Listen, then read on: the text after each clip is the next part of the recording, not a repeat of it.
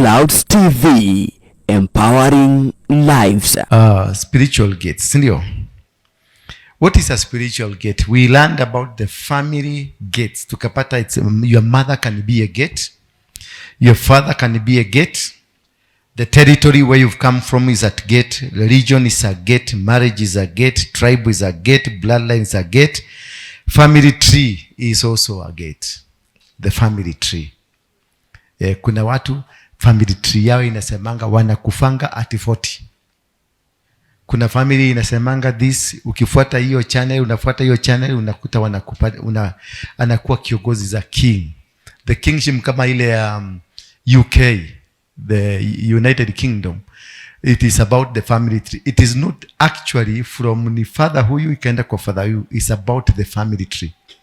Ndio unakuta mpaka sasa Diana was once supposed to have been the queen.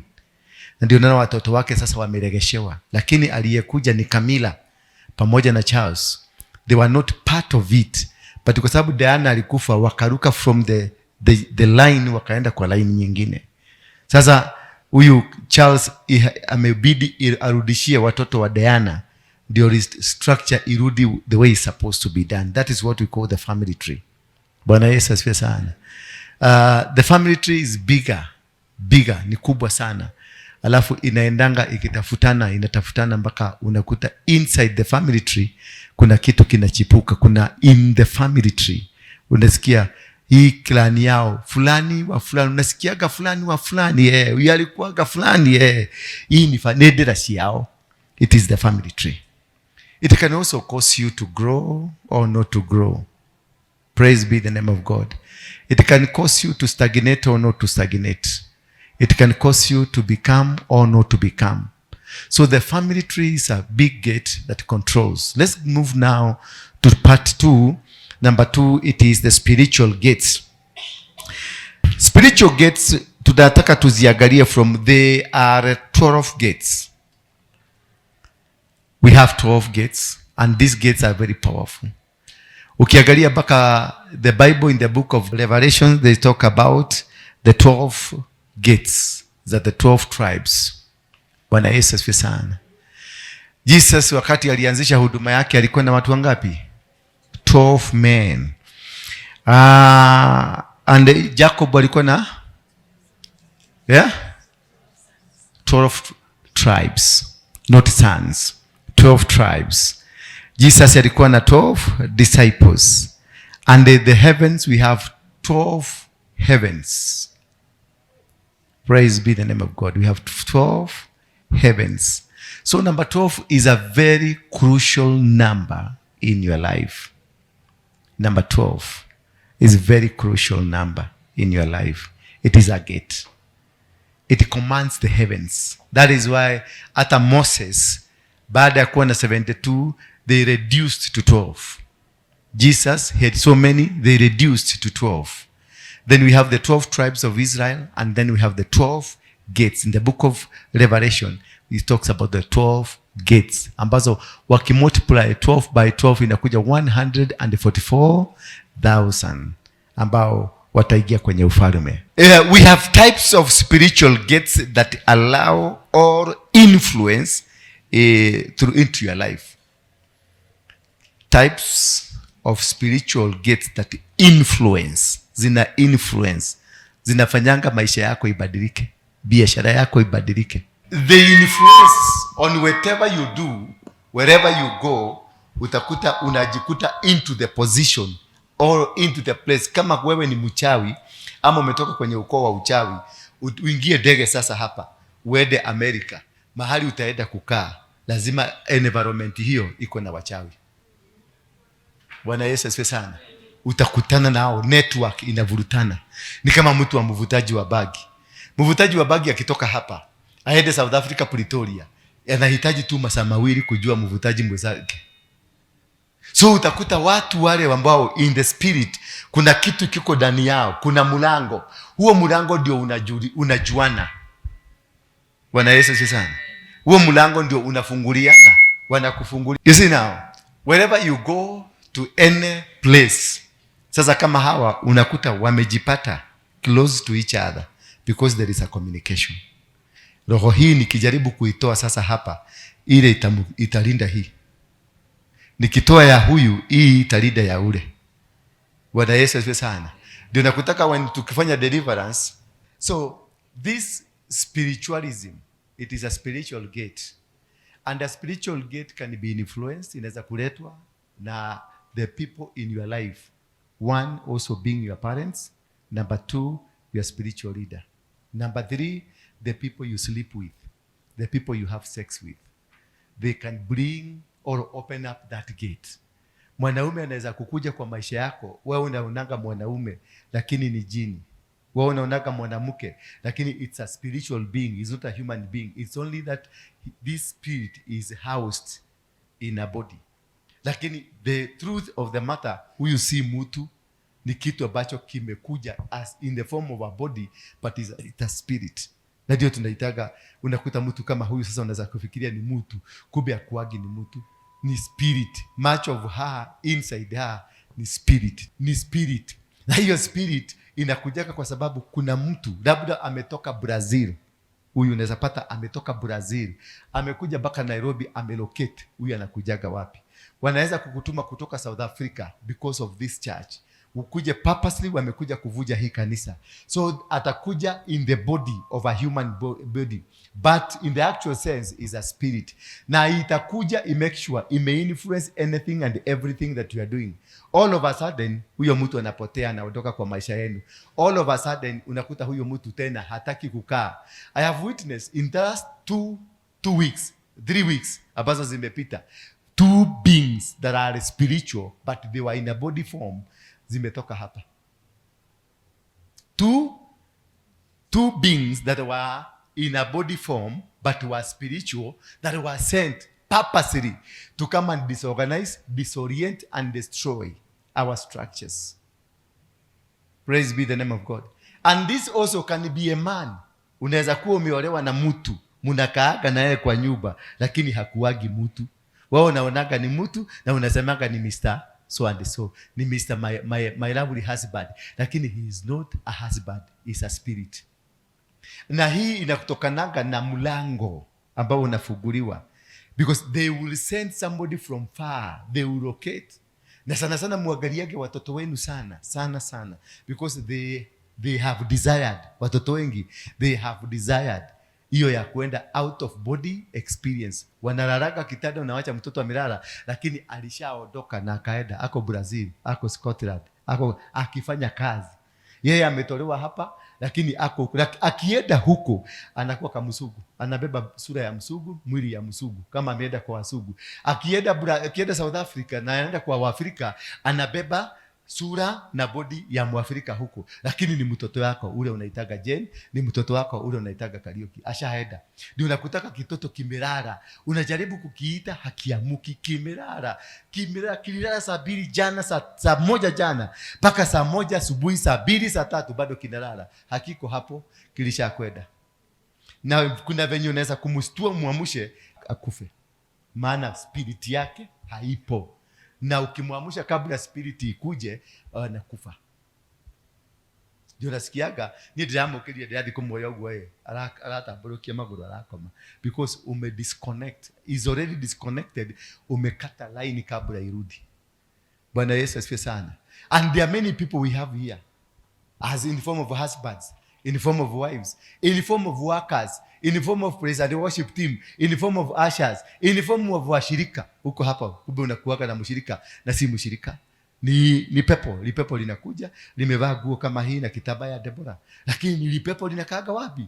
Linakuja linakuwa secretariat na lisimamia secretariat. Lakini ni pepo linakuja linakuwa liasha, kumbe si liasha, ni pepo. Bwana Yesu asifiwe sana. Unamkuta hapa kuimba ni muimbi, anaimba mpaka watu wote wanashagamuka, because it is a spirit.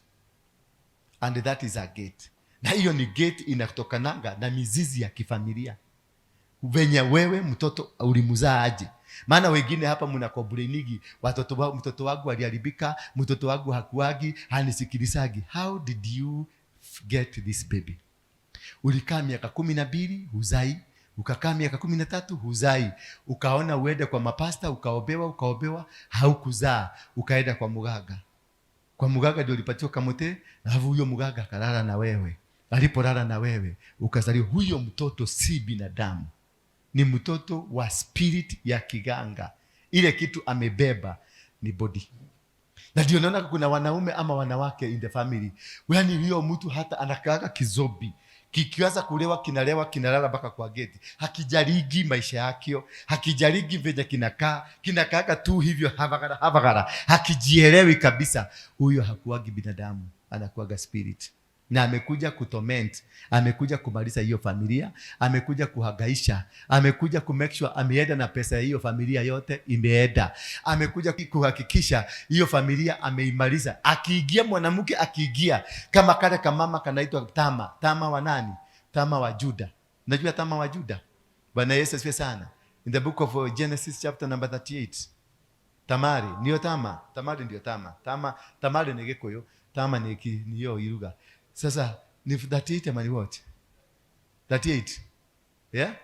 Huyu mwanamke alipoingia ndani ya familia, na alipoingia ndani ya hiyo familia, alihakikisha ameharibu the prophetic word. This spirit being, they come into your life just to destroy the prophetic word over your life. They are just sent because of that prophetic word.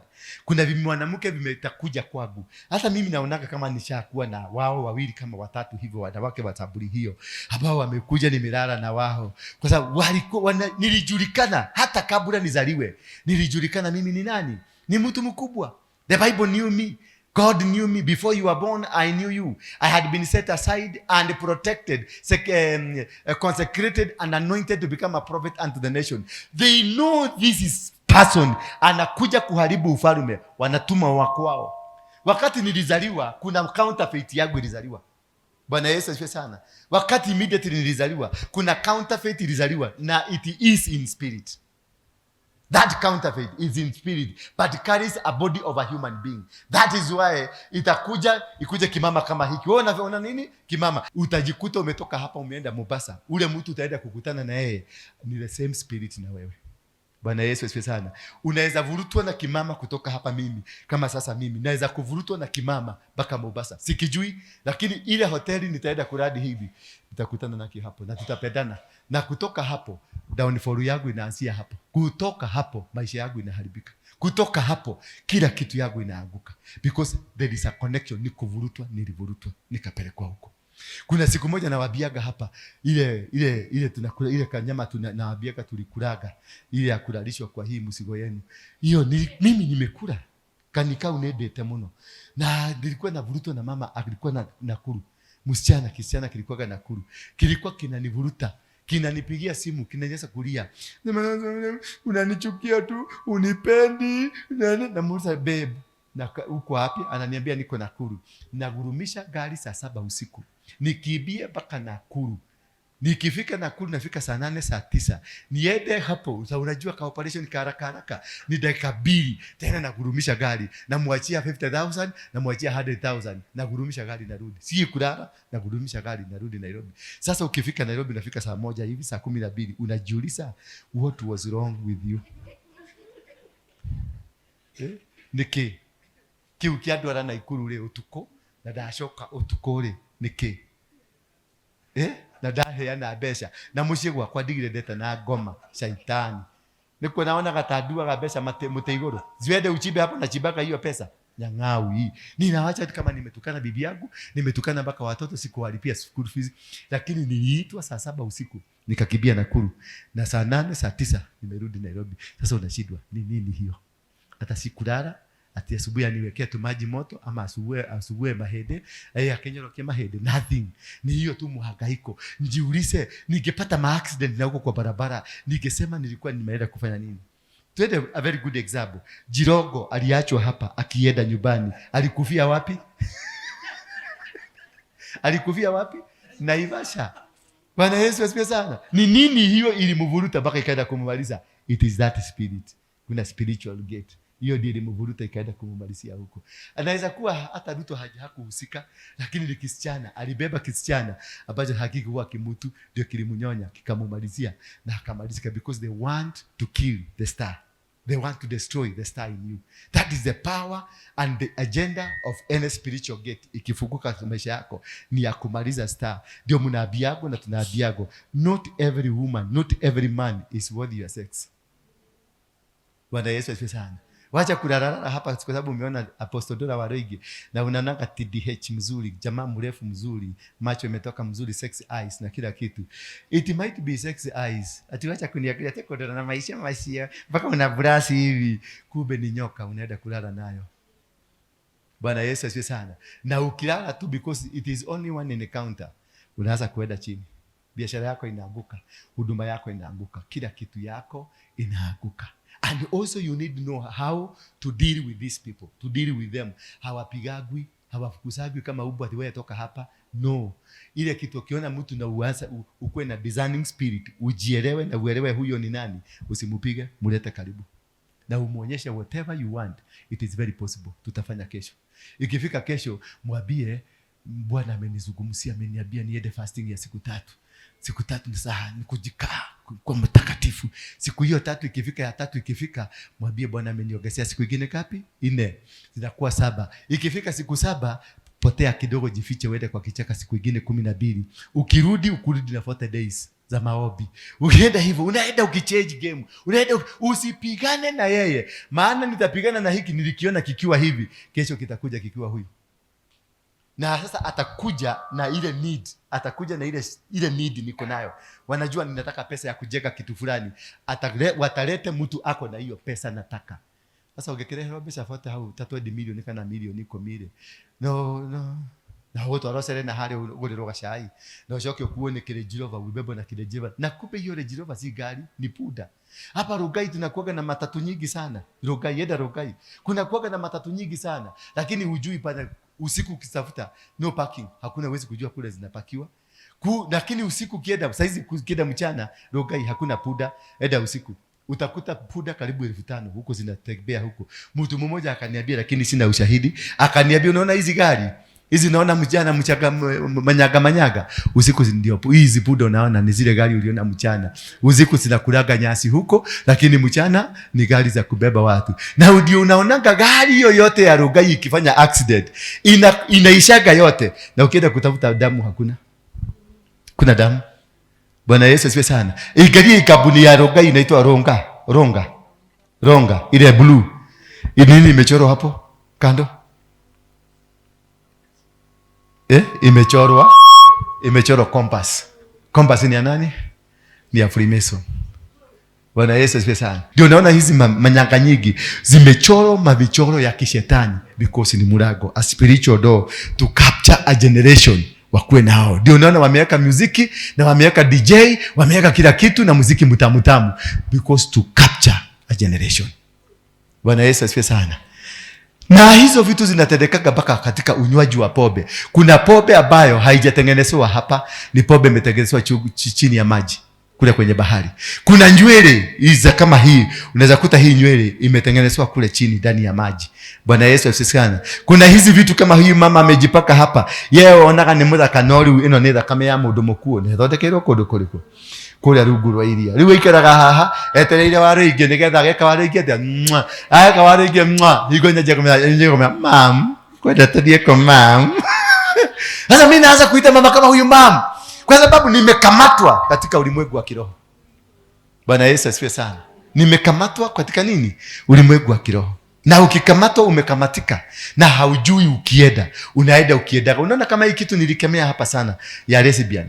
Nilidili nayo for about 7 months. Nyinyi hamuko inamjua, lakini nilikuwa na deal nayo for 7 months. Pole. Kujaribu kujua imetembea ni network yake katika hii kanisa imetembea namna gani. Na ndio nikajua grupu ya lesbian na grupu ya magay ilikuwa nani hapa. Nikajua wawili walikuwa kwa praise and worship, nikawatoa nikawaweka hapa. Wakaleta shida. Baka mmoja kaniambia, umenitoa hapo lakini my mantle, that is my office, umenitoa hapo lakini I'm still there and I'm commanding and I will command there. Aliniandikia message, I am commanding and I will command there. Nikajua okay, nikaweka tick. Nikakaa kidogo sasa, nikawaona wanaanza kukuja wakiwa wawili, wanavaa the same, wana match, wanatembea wanatembea, wanakuja, walikuwa na kaaga wapi? Hapa, wakiwa wawili. Nikawafukuza, nikamwambia wewe toka hapa, mmoja akakaa huko. Venye walirudiano hapo, huwezi kuwatenganisha, because it's a very powerful spirit. It's a gate that is used by the Luciferic power, Luciferic agenda, the Lucifer mwenyewe. Hiyo ni kazi. Hiyo sasa ndio ile ministry yake kamili yeye mwenyewe. He is the one that coordinates. Hatumagi malaika wake, hatumagi maajedi. It is him, the gay and what? The lesbianism. Sasa nikakuja nikajua hawa. Lakini sasa nikajua hiu tu ni tunyoka tudogo. Lazima kukuwe na mama yake hapa. Lazima kukuwe na baba yake hapa. Sasa nikaanza kufuatilia pole pole.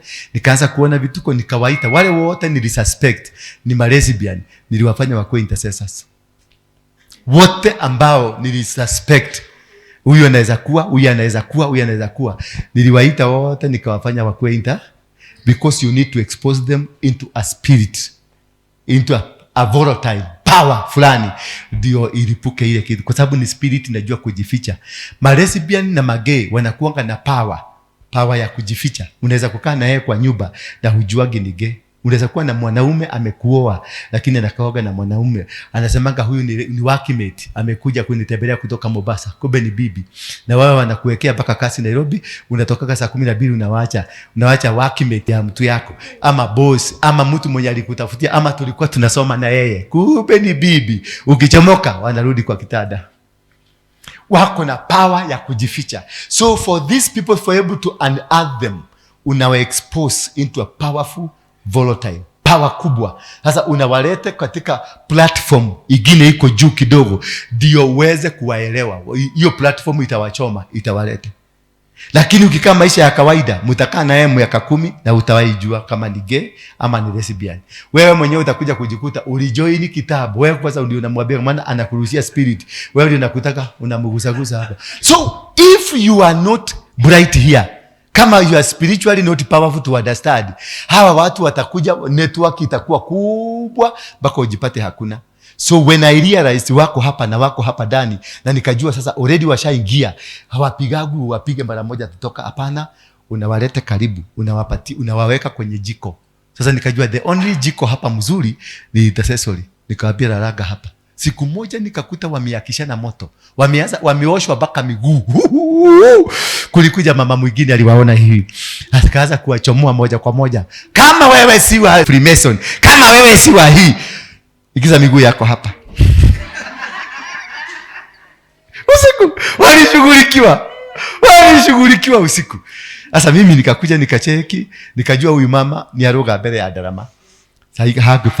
Hakuwa nafaa kuwasema haraka hivyo, maana hatujapata the entire network, hatujapata the system yao. Lazima utafute shimu ile nyoka inakaaga, uitafute pole pole, na hiyo haikuagi haraka, upigagi haraka, unaenda pole pole, unafuatilia, na unawafanya wote wanakuwa watu wa karibu kabisa na wewe, ndio ujue. Unawapatia mpaka mamlaka, shikilia hapa, ndio mkue mnakaa na yeye, mnakuwa na time ya kukaa na yeye, spirit yako sasa iingiane mpaka umupenye. Maana wao wanakuwa na sadaka, wanatoa sadaka ya kujificha, wanawekelea sadaka hapa ya kujificha. Sasa wewe unafikiria unajua, kumbe haujui.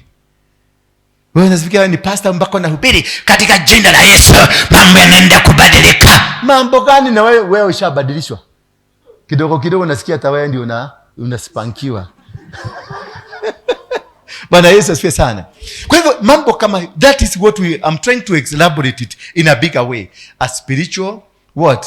A spiritual gate, how they open, how they coordinate it, how they work around it. Sasa hiyo inakuwa ni moja, hiyo ya magay, hiyo ya lesbian, kuna ya wachawi na warogi. Bwana Yesu asifiwe sana. Ndio unakuta wanaleta nini? Wanaleta zile vitu, wameweka bigiji huko na wameweka mafi huko. Wengine wanakuja wanarusha vitu hapa chini, unakuta kanyogo. Tulikuwa watu walikuwa hapa tukitoa nyungu. Hapa chini tulitoa nyungu, hapa chini tulitoa maji chupa ya 1 liter. Ni iligiaje hapa? Hebu niambie, how did it enter? Maji iligiaje? So those are the gates that open, the spiritual gates, na zinakuja through many systems, and one of the entries zinaingianga kwenye life, your own soul, and the environment around you. Your life, your soul, and your environment zinakuja itora kama hii ama kanisa kama hii, this environment zinakuja hapa, unakuta ile language inaongelewa hapa. Kuna kipindi language hapa ilikuwa TDH, kipindi ilikuwa kile kitu kinazungumziwa hapa ni usherati, venye apostle amelala na wanawake. Unakuta huyu anasema apostle amelala na wanawake wote. Sasa yeye si mwanamke, yeye ni mwanaume, lakini anasema nimelala na wanawake hao wengine wote, yeye tu ndiye amebaki. Unasikia na yeye mwingine anasema apostle yani it is a language. Wakati wana attack they prepare a language ambayo muna activate that environment, ndio ikikuja ipate a fertile ground, ndio wakiingia already kila mtu mind yake ni toxic. So nobody will be able to resist. Nobody will be able to fight this spirit. Itakaa hapa kwa sababu imekuta watu already wanaogelelea. They will attack the altar. They will attack the presence of God. They will attack the systems of God ambazo zinafanyika hapa. That is how they will finish even your marriage. Mume wako ataenda afidiwe. Yani kakitu kadogo tu. Unaona hii karatasi ya maji. Hii ya kufuga maji, hii karatasi hii ya kusiri. Hiyo tu ndio itakatika kapisi kadogo kakupatikane kwa nguo yako, kwa bagi yako. Bahati mbaya unapoenda kutoa simu kaaguke. Si yako kanafuga condom. Sasa explain condom ulikuwa unafanya nayo nini? Muse na afu kwa izdadali muse anakuwa hapo. Anaangalia, anaona hii ni karatasi ya condom. Na kimakili yake itamuonesha ni condom. Na mtaanza vita wapi? Na hiyo marriage itakufia hapo. By the time mtakuja kulia kalikuwa karatasi ka chupa ya maji, already the marriage is gone. They will defile your mind first. And how do they defile your mind? They will defile your mind by defiling your eyes.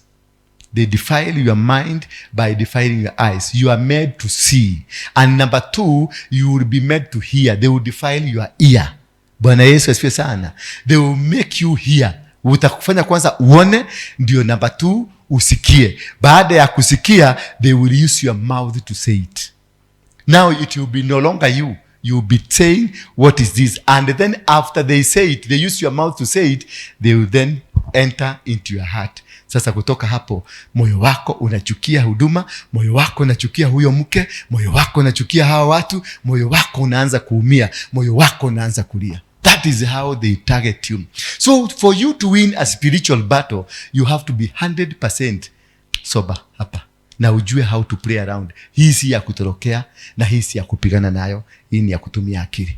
Just brains. Just play around. Kama ni huyu anaanza kukutokosa, usimuonyeshe haiwezekani. Muonyeshe hata nilikuwa nauliza utakuja siku gani. So never be usikasirike ukiambiwa jambo. Ukiambiwa hivi wewe unakuaga hivi, usikasirike. No, furahia because unaongea na mwenzako. Na Mungu kwenye same ground, territory ni moja. Sasa unakasirika kwa nini? Spiritual gates ikifunguka, they are irresistible. They are powerful. They are strong because these are things you don't know. Things you've never witnessed. Things that will come to your life na hujui hata kidogo ni nini kimekuja. Wewe unafikiria ni jackpot. Wewe unafikiria ni breakthrough. Wewe unafikiria but there's no breakthrough. Umepata kimwanaume kama kizuri kama hiki. Wewe unafikiria Bwana amezungumza. Hakuna Bwana, ni wewe umejizungumzia na shetani wa kwenu. Amekuzungumzia. Hakuna. Bwana Yesu asifiwe sana. Sasa ukienda nyumbani ndio unakutana na mtu anaitwa narcissist. Paka unauliza huyu ni yule. Na ziko mama mwingine alikuwa na msiniuliza ni mama gani na tulikuwa tunaongea naye nini. Aliniambiaga ati mimi nakuaga na personality tatu. Ati kuna mtu wa madhabahu hapa, nikiwa hapa niko different. Nikienda kwa ofisi nakuaga different. Na nikienda kwa nyumba nakuaga different. Sasa nikamuuliza kwa ofisi yes, na hapa yes. Kwa nyumba ulinijulia wapi? Kwa hivyo kuna venye unakujaga as a spirit.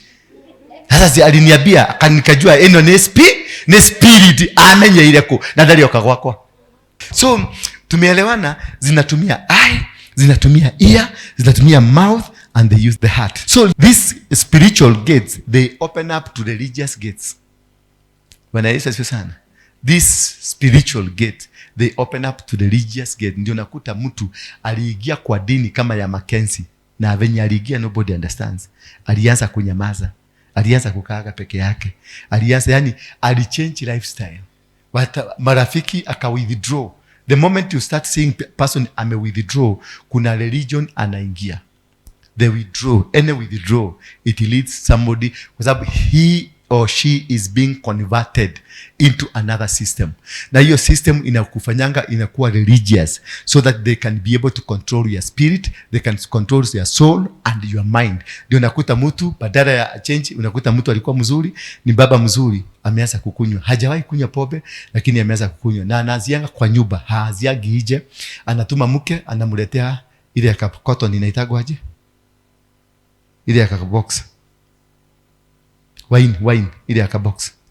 When you have the religious gate, not necessarily in kanisa, not necessarily in mosque, not religious gate, it is that you do religiously.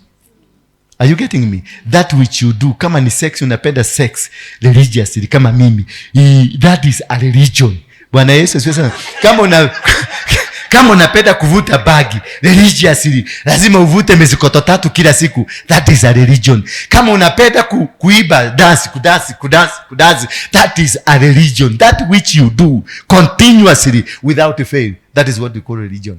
Kwa hivyo msiweke akili yako ati ni Catholic ni nini, hapana. Also this Catholic churches. So the moment you are able to understand this the way they are doing and understand people, watu wako kama sasa nyinyi wote, hakuna mtu sijui ugojoe roho wako. Every one of you, I know your character, I know your behavior, I know what kind of spirit you are carrying. Najua ujiga yako, najua uwerevu yako, najua ukora yako, najua hata ukijaribu ukipaga kesho unapaga kitu, ukiinua tu Mungu anainuaga na wewe.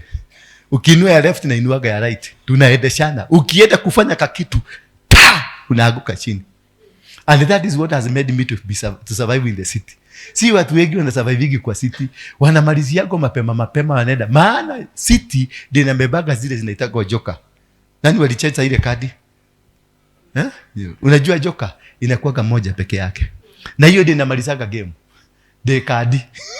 Hiyo ndio inamalizaga nini? Game. Sasa usipokuwa na hiyo, hawa watu watakumaliza. Hawa watu kiwaona hapa, utafikiria wanasikiliza pastor, lakini wanasikiliza pastor.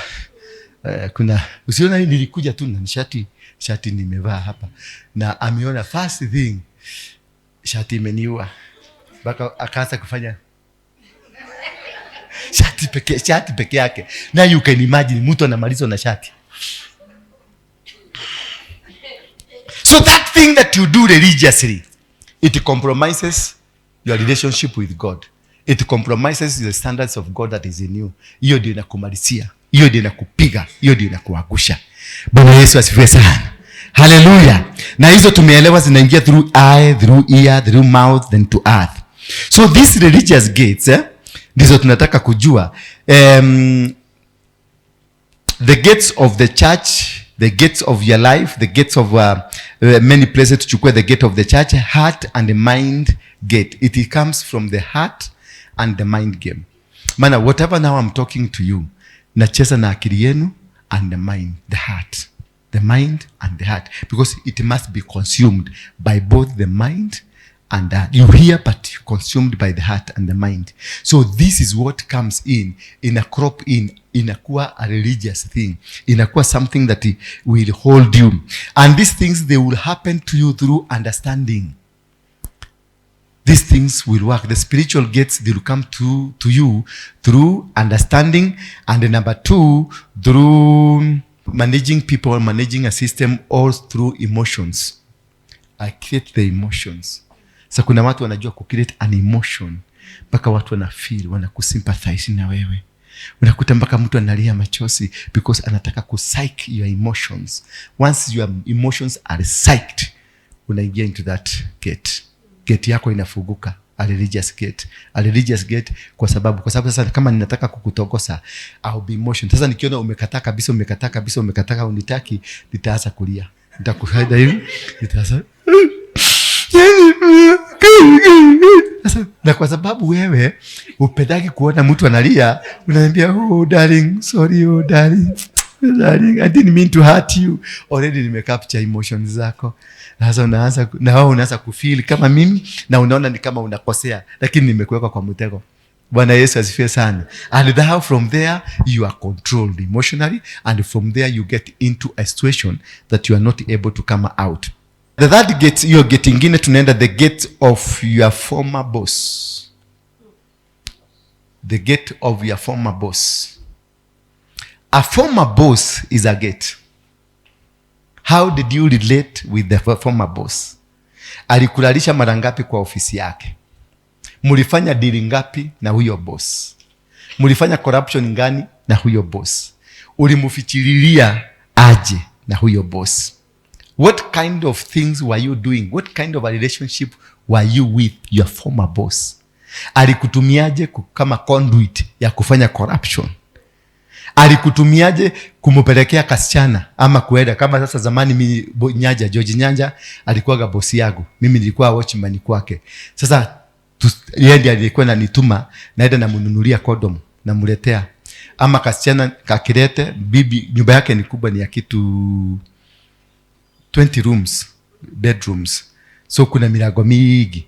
Sasa alikuwa ananiambia nizunguke nichukue kasichana, was a good driver, na mpeleka kwa garage, anaigiria huko na mpeleka mpaka huko. So that's my former boss.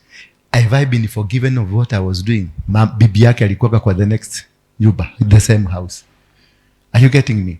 Wewe ni driver, wewe ndio unatumagwa uende nenda uchukue msichana fulani umpeleke mpaka Kawagware, umchukue umweke hapo, ukitoka hapo upitie Westland uende kwa ba fulani hapo uchukue yule msichana wa jana.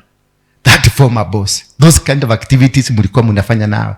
Sasa mimi ni former boss wa huyu. Ni karakta gani, ni vitu gani tunafanyaka na yeye hapa ya kupubasa watu kanisani? Sasa akitoka hapa, hiyo makosa yote tulifanya na yeye, akienda, hiyo vitu akienda, alisamehewa bado kama bado ako nayo. So your former boss determines where you go. Kama bado kumulifanya vitu very spiritual, hata uondoke kwa hiyo kabuni, uende kwa kabuni nyingine, you will be haunted by things you are doing in the spiritual realm. Hizo vitu zitakuzuia, hautapata breakthrough because you are still held by the former boss. You are still held by the activities. Ni watu wangapi alikuambia nenda uchome pale, nenda ufanye hiyo kitu, nenda uchukue uvuje ile kitu, ukivuja hiyo kitu alafu ufunike, ndio huyo akikuja apatikane yeye ndiye amefuja. Hiyo ulibadilisha, ulisamehewa. Did you confess it? It is still haunting you. Your former boss can decide. Your former pastor, ulitoka ile kanisa ulitoka, hiyo pastor mlikuwa mnasikilizana na yeye, mlikosana na yeye, ulitoka huko kwa nini? Kama alikuwa mzuri ungetoka huko. Kwa hivyo mlikosana na yeye, so he is still in your life, bado na control because he ali-influence wewe kukuja hapa. Tuangalie kitabu cha Job 38 verse what? Verse 17. That 8 verse 17. Has anyone ever shown you the gates that guard the dark world of the dead? Has anyone? So there is a gate that guards the dark world of who? The dead. Those are things that you don't know. Things that you don't know. Have anyone ever shown you? Has anyone ever shown you the gates that guard the dark world? There are gates that guard the dark world. Katika ulimwengu wa giza kuna milango, kuna gates zimewekwa za guarding. So how do you open them? You go with thanksgiving because you don't know them. Bwana Yesu asifiwe sana. You don't know them kabisa. Hujui. Hao ni maadui wa biashara yako na hauwajui. Maadui wa ndoa yako hauwajui. Maadui wa familia yenu. Yaani kuna watu wanarowaga tu familia. Wanasikiaga tu mtoto wa familia hiyo unarogwa tu na hawana reason na wewe hujui. Sasa unashidaka hapa na shida, unashida ukilia, pesa yako ilikamatwa na ikafungiwa mahali na haujui, you are not able to access that money because somebody somewhere walifungia hiyo baraka yako. Bwana Yesu asifiwe sana. Tumalizie na Matthew 16:18. Matthew 16:18. And so I tell you, Peter, you are a rock, and on this rock foundations, I will build my church, and not even death will ever be able to overcome it. 8:19. I will give you the keys of the kingdom of heaven. What you would prohibit on earth will be prohibited in heaven, and what you permit on earth will be permitted in heaven. So you are what? A gate. You can be able to make decisions on somebody's life. Nimekufunga katika jina la Yesu Kristo. I have prohibited. Nimemshika, nimemfunga because I am a gate. Nimekufungua katika jina la Yesu Kristo. Nimefungua gate tena. Are you getting me? That's the power that you have. The power to be able to do things and work. So tomorogi turia tutinda tukimuthenia, I don't know why tumuthenagia. You shouldn't be worried about tomorogi because you got the power. Verse 20, you got the power to be able to prohibit, to be able to contain. A different version of the Bible inasema, and the gates of hell shall never prevail over it. Hallelujah. And the gates of hell shall never do what? Then they charged his disciples that they should tell no man that he was Jesus the Christ. So secrecy towards defeating this is paramount. Secrecy. Maintain the secrecy. Maintain it. God bless you.